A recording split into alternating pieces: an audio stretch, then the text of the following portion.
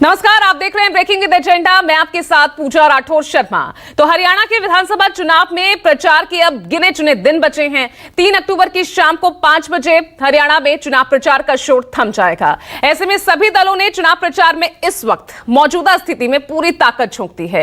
कल अंबाला से शुरू हुई राहुल गांधी की विजय संकल्प यात्रा का आज दूसरा दिन है। आज बहादुरगढ़ से राहुल की यात्रा शुरू होगी। उधर रणदीप सुरजेवाला, क्योंकि हर पार्टी, हर राजनीतिक दल अब जाति कार्ड जिस तरह से खेल रहा है, रणदीप सुरजेवाला उन्होंने हरियाणा चुनाव से पहले ब्राह्मण कार्ड खेला। उन्होंने एक बयान में कहा कि यूपी में योगी ने अपनी सत्ता के लिए एक एक ब्राह्मण को चुन चुन कर मार दिया, जिसके बाद हरियाणा से लेकर यूपी तक अब एक नई सियासी लड़ाई यहां छिड़ती नजर आ रही है। उधर दूसरी ओर जम्मू कश्मीर, जहां पर आज तीसरे और आखिरी चरण की वोटिंग हो रही है। लगातार जानकारी इसको लेकर भी हम आप तक पहुंचा रहे हैं। सुबह 9 बजे तक जो वोटिंग परसेंटेज सामने आया है वो है 11.60%। तो आज इन्हीं तमाम मुद्दों को लेकर हम चर्चा करेंगे। हरियाणा की राजनीति, यहाँ के सियासी समीकरण अब किस तरह से बनते और बिगड़ते और किस तरफ जाते हुए नजर आ रहे हैं, वो आज समझने की कोशिश करेंगे। लेकिन इस बीच क्या कुछ सियासी बयान सामने आए, सबसे पहले वो सुनिए।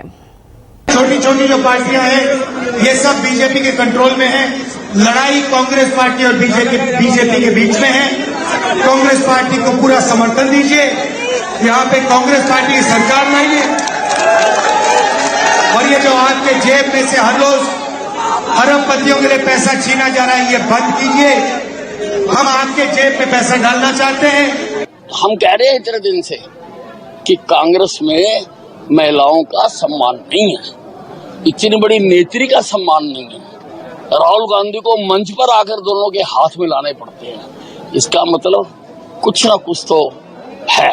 देखिए, राहुल गांधी जी जहां भी जाते हैं, जिस भी चुनाव में जाते हैं, इनकी अपनी पार्टी की क्लीन स्वीप हो जाती है। 10 साल भाजपा ने केवल खोखले नारे दिए हैं लोगों को, और हमने लोगों के लिए इनकी जन विरोधी नीतियों के खिलाफ हमने संघर्ष किया है। आज लोगों का विश्वास कांग्रेस पार्टी में है।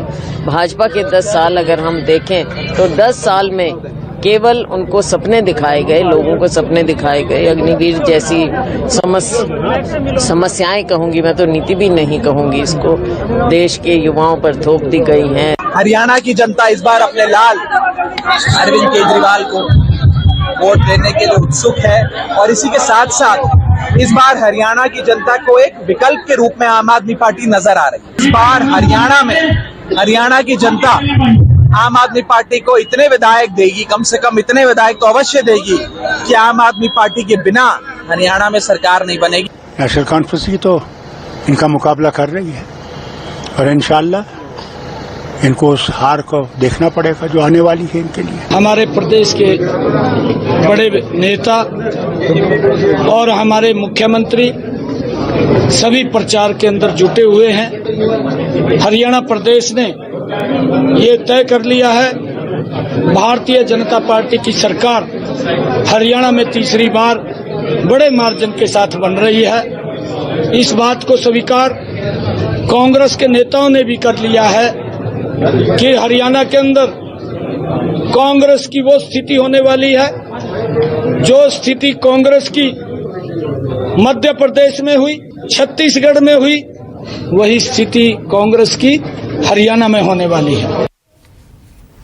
तो चलिए, चर्चा के लिए तमाम मेहमान हमारे साथ जुड़ गए हैं। सबसे पहले परिचय करा देती हूं। विजय शर्मा जी हमारे साथ बीजेपी से आज हैं। प्रियंका गुप्ता जी कांग्रेस से हमारे साथ जुड़ गए हैं। निवान शर्मा को आप देख रहे हैं आम आदमी पार्टी से जुड़ गए हैं। विवेक चौधरी आपको नजर आ रहे हैं जेजेपी से, और साथ ही आपको दिख रहे हैं मेरे साथ मेरे 2 वरिष्ठ सहयोगी बहादुरगढ़ से लाइव हैं, जहां से आज राहुल गांधी की विजय संकल्प यात्रा का दूसरे दिन की यात्रा शुरू होगी।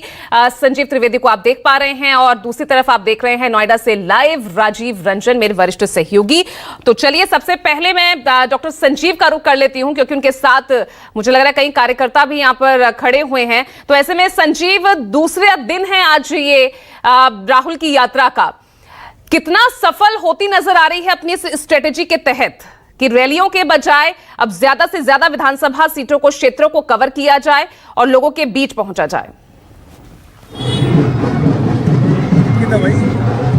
अब पूजा, मैं इस वक्त हूँ बहादुरगढ़ में। बहादुरगढ़ सिटी जो है, शहर है, वो जगह जहां से आज राहुल गांधी अपनी यात्रा की शुरुआत करने वाले हैं। और ये जो विजय संकल्प यात्रा है, जैसा कि आपने बताया भी, इसका ये दूसरा दिन है। और पहले तो मैं आपको यहाँ का नज़ारा दिखा दूँ, उसके बाद फिर यहाँ जो लोग हैं उनसे बात भी करेंगे। पहले नज़ारा देख लीजिए कि ये मंच बनाया गया है, ये छोटा सा मंच है।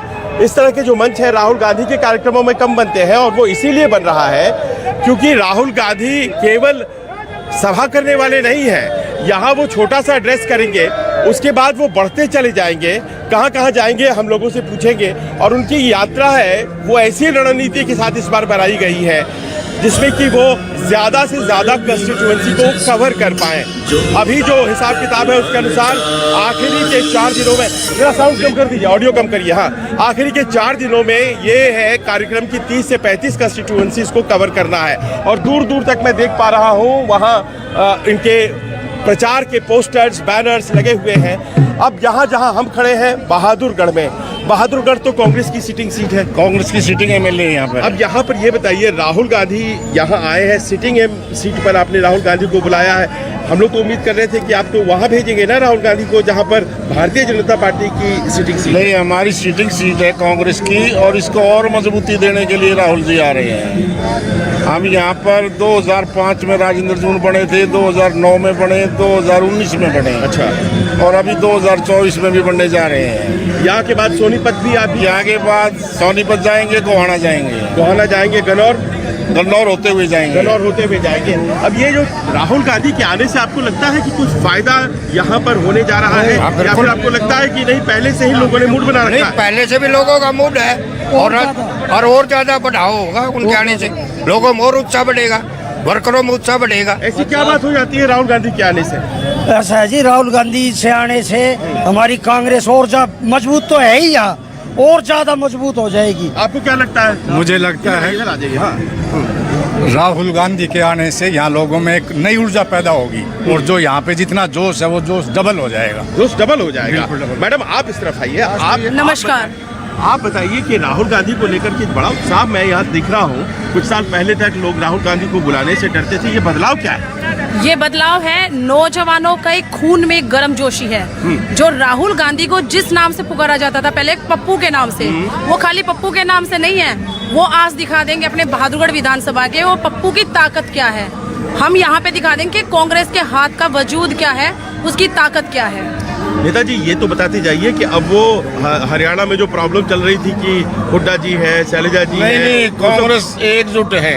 यहाँ कांग्रेस में कोई ग्रुपिज्म नहीं है, बल्कि भारतीय जनता पार्टी में कई ग्रुप हैं। ये इसके हमारे विधायक जी धनखड़ जी हैं, अध्यक्ष थे, ये विज साहब हैं, और इंद्रजीत जी या तो बहुत कर रहे, राव साहब कर रहे हैं। कोई गुट नहीं, यहाँ कोई गुट नहीं है। आप क्या कह रहे हैं? यहाँ ये गुट की तो बीजेपी की चाल है गुट बनाने की, कोई गुट ना है हरियाणा में, किसी प्रकार का गुट नहीं, ये तो बीजेपी की चाल है। तो फिर मुख्यमंत्री कौन बनेगा?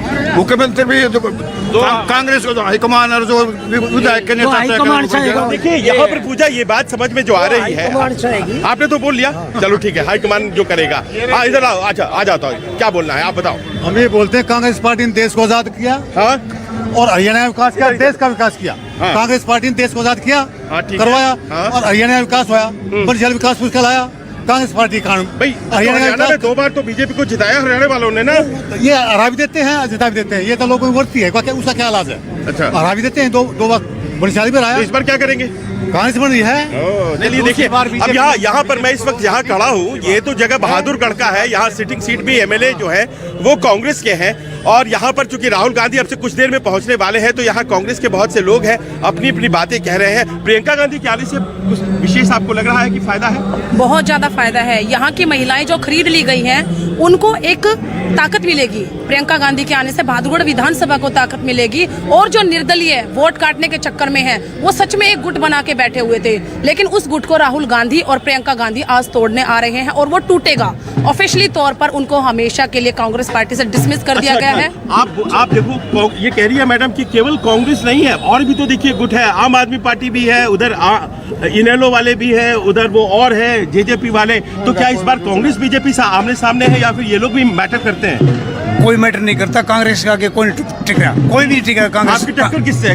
बीजेपी से है या जेजेपी? हमारी टक्कर सिर्फ बीजेपी से है। बीजेपी, कांग्रेस बीजेपी हो रहा है। कांग्रेस बीजेपी सिर्फ, और हमने अब देखिए ये भी एक वजह है पूजा। देखिए ये वजह इसलिए मैंने पूछा ये सवाल क्योंकि कांग्रेस पार्टी खास तौर पर राहुल गांधी को जब यहाँ लेकर के आई तो उन्होंने अपने भाषणों में ये बात कही कि बाकी की जितनी भी पार्टियां हैं यहाँ जो लड़ रही हैं वो दरअसल भारतीय जनता पार्टी के कंट्रोल की पार्टियां हैं। मतलब ये कि अगर वो जीत जाती हैं तो वो बाद में सपोर्ट कर देंगी कांग्रेस पार्टी का नहीं बल्कि भारतीय जनता पार्टी का, लिहाजा आप केवल कांग्रेस पार्टी को चुनो। यानी कि राहुल गांधी के आने से दो फाड़ की हो जाती है हरियाणा की राजनीति, ऐसी कल्पना कांग्रेस वालों की है। हम दिन भर आपके साथ रहेंगे। यहाँ के बाद राहुल गांधी आगे बढ़ेंगे, उन्हें गन्नौर जाना है, उन्हें गोहाना जाना है, बीच में सोनीपत में रुकना है। 2 सभाएं वो करने वाले हैं, कल भी उन्होंने 2 सभाएं की थी, आज भी वो करेंगे और 30 से 35 सीट कहा यह जा रहा है कि वो कवर करना चाहते हैं। पूजा, चलिए तो इस स्ट्रेटेजी में कितनी सफल होती है ये तो अब, क्योंकि इसी हफ्ते शनिवार को वोटिंग होनी है, वो उस दिन सामने आ जाएगा।